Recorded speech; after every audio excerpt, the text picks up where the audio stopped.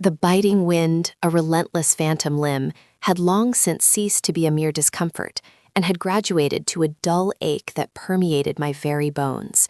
Each gust, carrying the acrid perfume of exhaust fumes and the damp promise of rain, felt like a personal insult, a deliberate attempt to strip away the last vestiges of warmth clinging to my threadbare coat. My hands, shoved deep into pockets that offered little solace, were numb, the tips of my fingers tingling with the scent and pain that spoke of countless hours spent in the city's indifferent embrace. I could feel the stiff, cold fabric of my jeans chafing against my legs with every weary step, a familiar, unwelcome sensation. The rhythm of my life was a broken record. The clang of the early morning tram, the perpetual hum of the fluorescent lights in the greasy diner where I washed dishes, the clatter of cheap cutlery, the endless stream of lukewarm water that left my skin perpetually chapped and smelling faintly of stale food and industrial soap. My existence was a muted palette of grays and browns, interspersed with the occasional splash of garish neon from a late-night bar sign. Hope was a luxury I couldn't afford, a fragile butterfly that had long since flown away, leaving behind only the dusty cocoon of resignation. Tonight, the city seemed to press in on me with an unusual weight. The sky, a bruised purple, threatened to open up at any moment, and the air was thick with the unspoken anxieties of a million strangers. I was walking, as I always did, because the bus fare was an extravagance I couldn't justify, especially not when every cent had to be stretched thin enough to cover the exorbitant rent of my shoebox apartment. The cracked pavement beneath my worn-out boots felt like an extension of my own weary spirit, broken, unyielding, and perpetually cold. My stomach, a hollow drum, rumbled softly, a constant companion in my solitude. I tried to ignore it, as I always did, by focusing on the mundane details around me, the flickering streetlight above, the graffiti scrawled illegibly on a brick wall, the distant, mournful wail of a police siren. Suddenly, a sleek, obsidian vehicle, impossibly silent against the backdrop of the city's roar, glided to a stop beside me. It was a model I vaguely recognized from glossy magazines I'd sometimes leafed through in dusty waiting rooms, the kind of car that whispered wealth in a language I didn't understand. Its windows were tinted, mirroring the gloomy sky, offering no glimpse of its occupant. My heart gave a startled lurch, a tiny bird trapped in my ribs, fluttering with a mix of fear and an almost ludicrous curiosity. I instinctively quickened my pace, my gaze fixed straight ahead, pretending I hadn't noticed, my breath catching in my throat. Then a window, dark as polished onyx, slid down with a barely perceptible sigh, revealing a man. He was framed by the opulent interior of the car, an island of calm in the chaotic urban night. His face was a chiseled landscape, sharp angles and defined lines, with eyes that held a depth I couldn't quite decipher in the dim light. They seemed to take in my entire being in a single, unsettling glance. My shivering frame, my worn coat, the despair etched around my mouth. He wore a suit tailored to perfection, the fabric a rich, dark hue that seemed to absorb the light. The faint cream scent of expensive cologne drifted out of the car, a stark contrast to the city's gritty aroma. The question hung in the cold air, a bizarre anomaly. Nobody ever asked me that, not genuinely.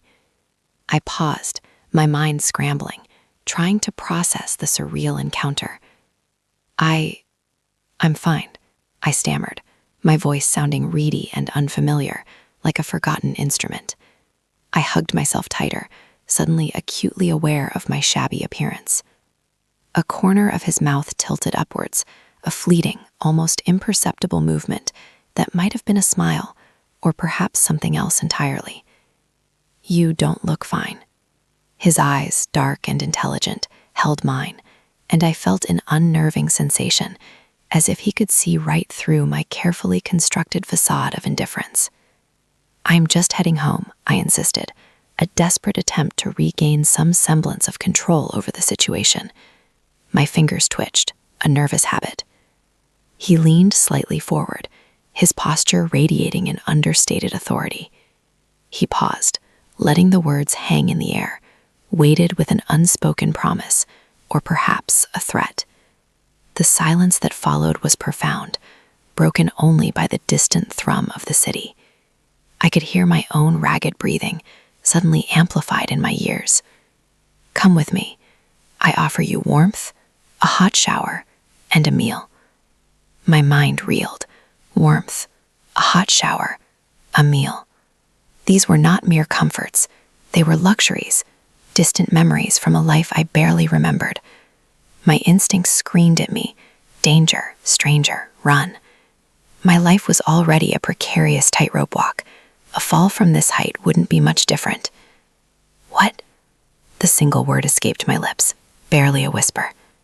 My gaze flickered between his unreadable face and the plush interior of his car. His eyes held a peculiar glimmer, a mixture of amusement and something deeper, more complex. Let's just say I have an appreciation for observing the human condition. And tonight, yours caught my attention.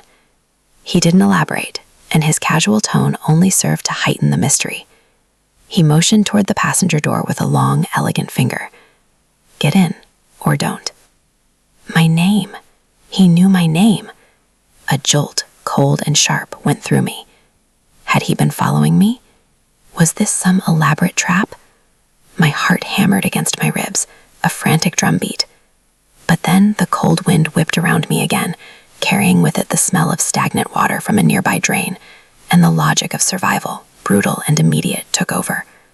What kind of danger could be worse than the slow, agonizing grind of my current existence? Hesitantly, my hand reached for the door handle. It was cool and smooth beneath my numb fingers. I pulled it open, the interior light illuminating a cabin of polished leather and gleaming chrome. The air inside was warm, imbued with that same expensive, clean scent. I slid onto the seat, sinking into its plush embrace, feeling the immediate relief of warmth seeping into my chilled limbs. The door closed with a soft, solid thud, sealing me off from the harsh city. The world outside instantly seemed muted, distant. He started the car, the engine a silent purr, and we glided away from the curb. The city lights blurred into streaks of color outside the tinted window. I watched, mesmerized, as familiar streets became unfamiliar, as the landscape shifted from the grimy, utilitarian buildings of my neighborhood to wider boulevards lined with elegant trees and impressive, ornate architecture. The silence in the car was profound, comfortable for him, agonizing for me. I kept my gaze fixed out the window, occasionally stealing glances at him. He drove with an effortless grace, his hands resting lightly on the steering wheel, his profile illuminated by the passing streetlights. After what felt like an eternity, we turned into a long, winding driveway flanked by mature trees.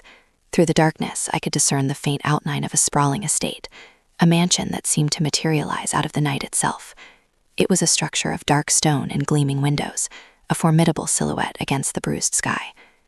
The car came to a silent halt before a massive carved wooden door. He turned off the engine, and the quiet descended once more, heavy and encompassing. The air, even inside the car, felt different here, cleaner, tinged with the scent of damp earth and distant pine. He unbuckled his seatbelt, the click shockingly loud in the stillness. "We're here, Alara," he said, his voice a calm counterpoint to my racing thoughts. He got out, and I scrambled to do the same, my legs feeling stiff and awkward after the ride. The cold air, though cleaner, still bit at my exposed skin, but it was nothing compared to the chill I'd felt earlier. The mansion loomed over us, silent and imposing. A single light spilled from an upper window, a lonely beacon in the vast darkness. He led me through the massive door, which swung open silently, revealing a cavernous hall. My boots echoed on the polished marble floor. The air inside was warm, rich with the scent of old wood, expensive fabric, and something subtly floral, almost like lilies. It was a scent of wealth, of quiet luxury, of a world entirely alien to me. He didn't look back to see if I was following, simply walked with a steady, unhurried pace. We ascended a grand staircase, the banister cool and smooth beneath my trembling hand.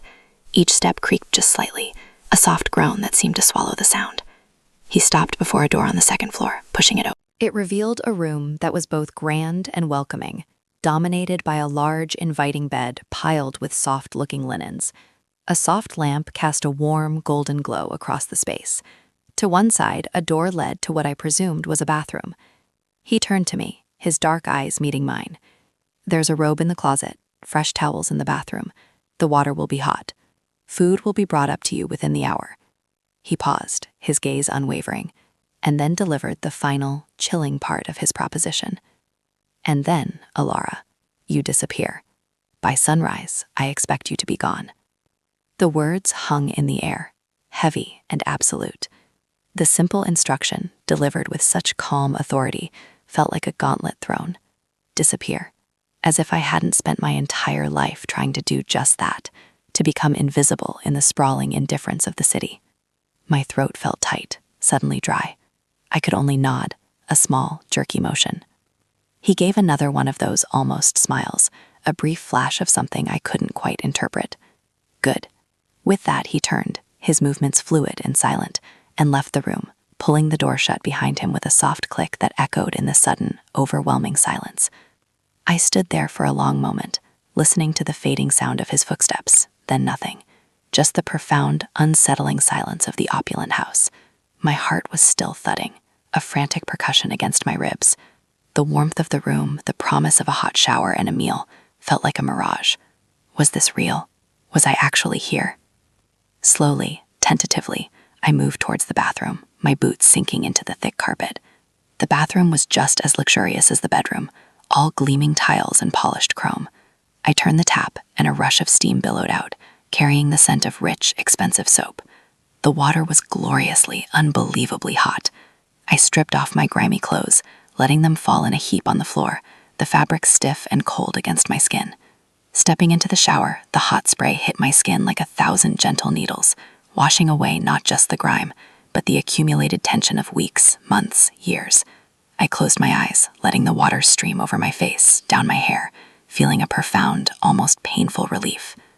After a long, indulgent shower, I wrapped myself in a plush, incredibly soft towel, then found the silk robe he'd mentioned. It felt like a second skin, warm and comforting. My stomach rumbled a 10, more insistently this time, as the scent of something savory wafted faintly into the room. A tray of food, just as he'd promised, sat on a small table by the window, a steaming bowl of rich stew, crusty bread, and a glass of fresh water. I ate ravenously, each bite a revelation, savoring the warmth spreading through my body. As I finished, a sense of calm settled over me, a peace I hadn't felt in years. The warmth, the food, the clean clothes. It was a temporary paradise. But the instruction lingered. Disappear. The thought brought a dull ache to my chest. Back to the cold, back to the struggle. Just a brief respite, a glimpse of another life, then back to the shadows. I walked to the window, pulling aside the heavy velvet curtain. Outside, the night was still dark, the moon hidden behind a veil of clouds. The estate stretched out, a vast expanse of manicured gardens and shadowy trees, silent and serene.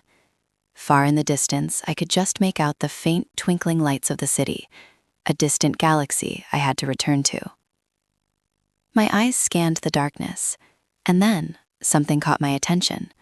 A flicker of movement near the edge of the property, partially obscured by a thick line of trees.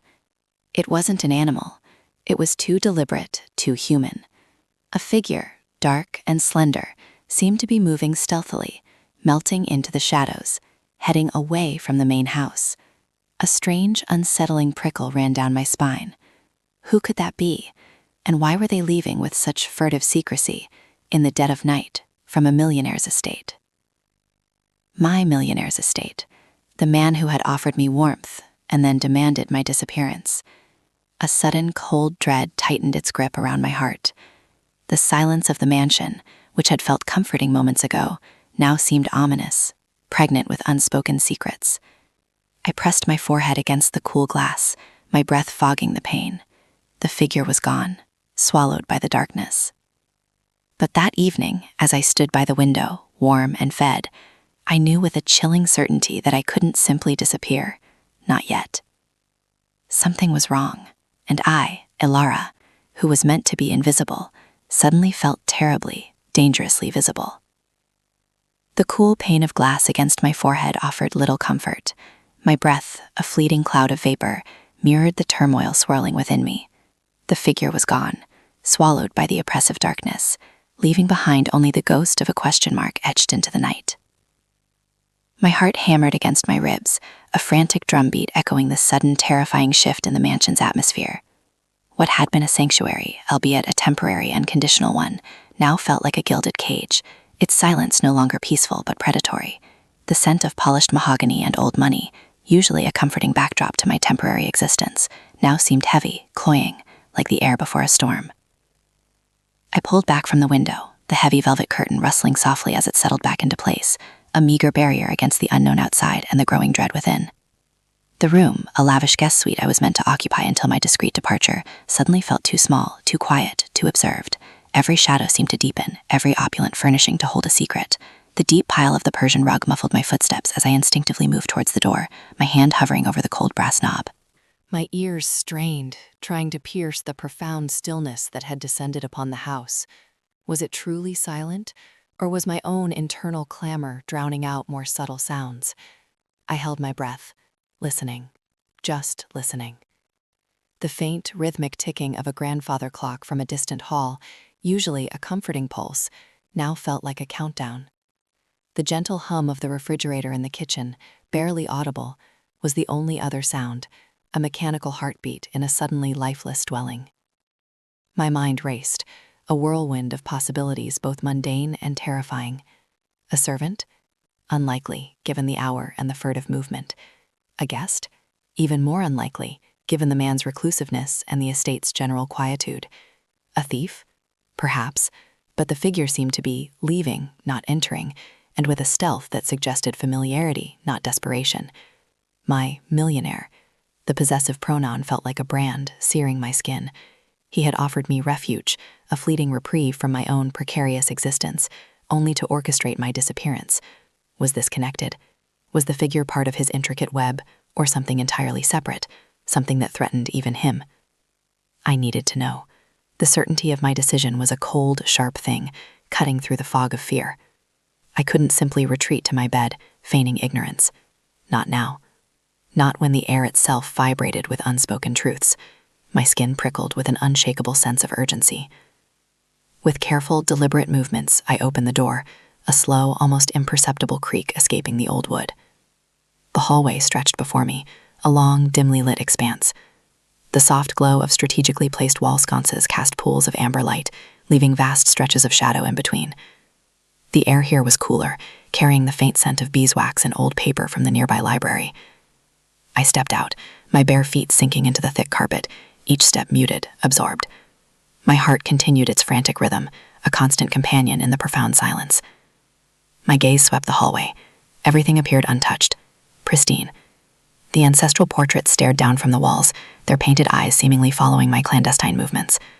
I felt like an intruder, a phantom haunting the halls of a life that wasn't mine. But the thought spurred me on rather than deterred me. I was an outsider, and perhaps that gave me a unique perspective. I had nothing to lose, not really. My life was already a series of calculated risks and near misses. This was just another turn in the labyrinth.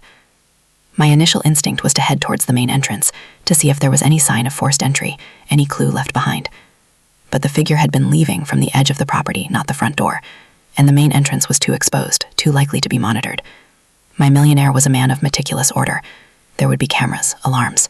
Instead, I turned in the opposite direction, towards the rear of the mansion, where the kitchen and service areas were located, and beyond them, the less frequented wings of the house. This path offered more shadows, more potential for concealment. Each step was a silent negotiation with the old house. The floorboards, despite the thick carpet, occasionally groaned under my weight, a soft, almost imperceptible sigh. I paused after each sound, holding my breath, listening for any answering stir. Nothing, only the distant tick-tock of the grandfather clock, growing fainter as I moved away. I crept past the formal dining room, its massive table gleaming under a single dim chandelier, an eerie tableau of stillness. The air in there felt heavier, imbued with the ghosts of countless opulent meals. I bypassed the study, its double doors firmly shut, fearing what secrets might lie behind them and what risks I might incur by disturbing them. My objective wasn't confrontation, not yet. It was observation, information gathering. I reached a secondary corridor, narrower and darker, leading towards the back stairs and the service entrance. Here the air was different, carrying the faint, lingering aroma of disinfectant and something else, something metallic and sharp, almost like ozone. My brow furrowed. It was an unusual smell for a house of this caliber, usually masked by potpourri and fresh flowers. As I moved deeper, the silence began to feel less profound, more layered. I started to discern faint, almost subliminal sounds, a subtle, high-pitched whine that came and went, like a distant electronic device, a very soft, almost rhythmic thud, barely audible. My senses sharpened, straining to isolate these auditory fragments. The hair on my arms stood on end. I reached the service staircase, a narrow, uncarpeted flight of stairs that spiraled downwards. The wood here was unvarnished, rougher underfoot. The metallic tang in the air grew stronger. The whine, too. It seemed to emanate from the ground floor, beneath me. My heart gave a powerful lurch. This was it. This was where I needed to go. Carefully, I descended, placing my full weight on the very edge of each step to minimize noise. Each creak was a tiny explosion in the oppressive quiet. The darkness intensified with every downward step, the wall sconces from the main hall now merely distant glows above. I gripped the wooden banister, its surface cool and surprisingly smooth despite its utilitarian appearance. The air grew colder, and the faint, rhythmic thudding became more distinct. It sounded almost like a pump, or something mechanical working slowly. At the bottom of the stairs, a single bare bulb hung from the ceiling, casting a weak, yellowish glow over a cramped, unadorned hallway. This was clearly the utility area, far removed from the mansion's opulent facade. Along one wall, various pipes snaked, some dripping faintly, their metallic glint catching the sparse light. The smell of ozone was now undeniable, mixing with the damp earthiness of a basement. And there, at the very end of the short corridor, a heavy, unmarked door, slightly ajar, spilled a narrow sliver of brighter, colder light onto the grimy floor. From behind that door, the rhythmic thudding was clearer, deeper, accompanied by the persistent, high-pitched electronic whine. And something else, a faint, almost imperceptible whisper of voices, too muffled to distinguish words, but undeniably human. 2, perhaps 3. My breath hitched. I pressed myself against the cold, rough concrete wall, my mind racing, adrenaline flooding my veins. This was it, the source of the mystery, the reason for the furtive departure. And I was standing right at its threshold, my heart hammered, a frantic drum against my ribs, urging me forward, warning me back.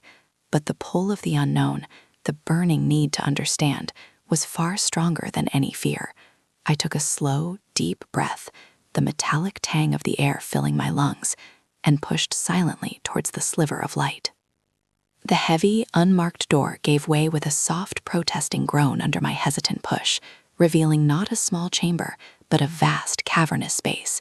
It was bathed in a cold, sterile glow emanating from countless LED panels that lined the high walls, casting long, sharp shadows. The air here was thick, almost viscous, with the metallic tang of ozone, making my teeth ache and my eyes water. In the absolute center of the immense room, dominating everything, stood a colossal obsidian-black apparatus. Its surface pulsed with an inner electric blue light, and from its core emanating the deep, rhythmic thudding.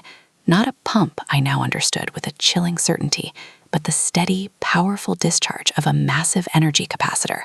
The high-pitched electronic whine was its relentless output, a constant, piercing hum that vibrated through my very bones. 2 figures, cloaked in dark, hooded overalls, hunched over separate control panels, their faces illuminated by the frantic dance of data on numerous screens. They were muttering, their voices the whispers I'd heard, sharp and urgent, discussing fluctuating energy readings and power thresholds. As I stepped fully into the room, my presence must have disturbed something in the air. One of them looked up, eyes wide with surprise behind a pair of thick goggles.